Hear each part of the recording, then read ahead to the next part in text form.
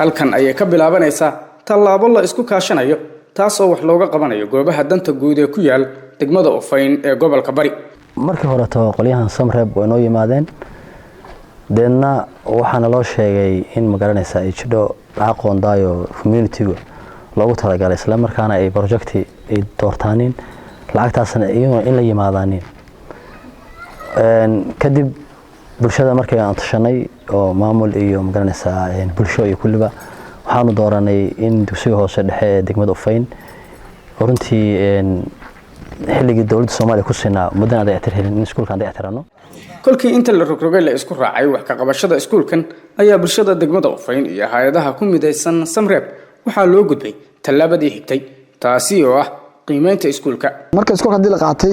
iskuulka waa la qiimeeyay injineeraha loo soo diray markii koowaad hadii injineer la keenay injineerka la keenay waxa la yiri injineerka qiimeeyay wax ku qiimeeyay lacag baa lagu qiimeeyay $15,000 Samreeb iyo shaqadoon isku duuban $15,000 bay $7,500 bay kafaala qaadeen maamulka degmada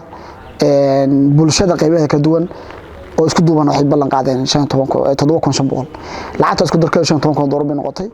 markii la isla meel dhigay dhaqaalaha galaya dayactirka dugsiga ayaa lagu xijiyay in la abaabulo bulshada oo loo sameeyo qorshe lagu soo xireynayo lacag dhan $7,500 taasi oo ah saamiga bulshada ku soo aaday kadibna madasha mashaariicda bulshada ee bulshakaab oo ay maamusho hay'adda shaqadoon ayaa lagu xiray akoonkii ay ku soo dhacaysay lacagta hay'adda iyo tan bulshaduna taasina waxa ay ka macno tahay in la rabo inuu fulo mashruuc daafuran oo ka hufan musuqmaasuq. hay'adda shaqadoon waxay qabatay guddiye qabatay waxay ka kooban yihiin 13 kaas way kala qaabaysnaayeen qayb waxay ahayd guddiga shan oo xubnooda u horeeyay oo iyagu shaacinta qandaraaslayaasha bay ahaayeen oo waxaan tartansiinay kambaliyadii soo codsaday aan kala saarno dadka shaaciyay baan ahayn qayb waxay leedahay guddi dhexe bay ahaayeen waxay ka gobnaa iyagu shaqada dabagalkeeda iyo meeshay marayso iyo barnaamijyadeedaas ay lahaayeen.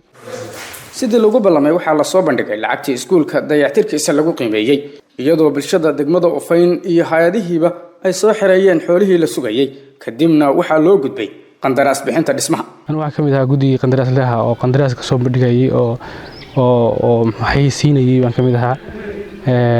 alxamdulillah ku guuleysanay ilaa 5 qandaraasle baa noo yimi waa tartansiinay markii dambena waxa ku guuleystay mashruucan waxa ku guuleystay qandaraaslaha Dolphin mashruuca baa ku guuleystay. shaqooyinkan wadajirka loo qabtay waxa ay hirgeliyeen sida maamuluhu noo sheegay in lagu guuleystay dayactirka iskuulka intii la qorsheeyay. inta hadda la dayactiray waxa weeye 7 galaas oo dhul 41 mitir 8 mitir iyo bar la dhisay la dayactirayay saqafka laga qaadayay gamis laga dhigayay baranda lagu darayay. hagaajinta fasalladaasi waxa ay meesha ka saareen dhibaatooyinkii ardaydu kala kulmi jireen qolalkaasi oo horay u ahaa kuwa qadiimi ah. iskuulku waxa haystay caqabad badan baa ka jiray ardaydu waxay ku qabtay ciriiri iyo xilliyada mararka roobabku daayaan kuleel baa jiray iskuulku waa gaabnaa marka waxay nagala shaqeeyeen inay saqafkii nagala qaadaan oo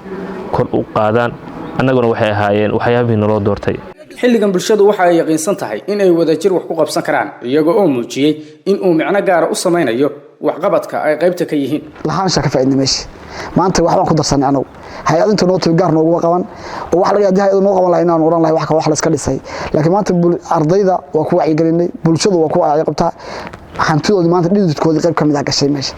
marka waxay aaminsan yihiin lahaansho in meesha ku jiro oo iyagu iskuulka ay leeyihiin hadda kadibna insha Allah inay ilaashan doonaan dayactirada kadibna aanu qaban doono hataa Samreed iyo shaqadoon hay'adaha qolyaha sameeyay wax kamid ah muddo kadib hadii qandaraaska ama dhismaha wax ka soo laabtaan qolyaha dabagalaya jira insha Allah oo guddiyada kamid ah guddi dabagalka la dhaho shaqadiisu ilaa xilliga gaarsiinta darbiga in Mawlaa dhowr sano daba si shaqeyn doona. dhanka kale tababarada joogtada ah iyo wacyigelinta shaqadoon iyo hay'adaha la u sameeyeen dadka deegaanka waxa ay garowsiiyeen bulshadii in la dhaafay xilligii la sugi jiray xoolo iska yimaada. marka la yiraahdo waxa saanaysanaa 100 baan sanaa 50 baan haysanaa waxa la yiraahdo in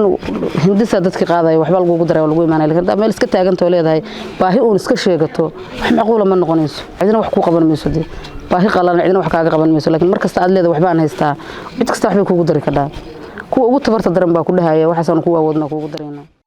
maamulaha dugsiga Godane ee degmada Ufayn ee gobolka Bari waxa uu noo sheegay in ay jiraan baahiyo ku aadan qaar ka mid ah dugsigaasi oo isaguna u baahan dayactir. waxaan ka wanaagay hawlka madal wali waa hogadiyo iskuulku wali waa qabiyo qiimo badan baa noo dhimanay qaybahana waxaan rajaynaynaa insha Allah sidaas la mid ah in community-guna ay keenaaneen qaybtooda samreebna ay qaybtooda insha Allah bixi doonto abaaro isxigxigay iyo isbeddelka cimilada sii xumaanaysa ayaa saameyn ku yeeshay dadka deegaanka laakiin waxa ay yaqiinsan yihiin dadkani in waxqabad kasta ay qayb ka qaataan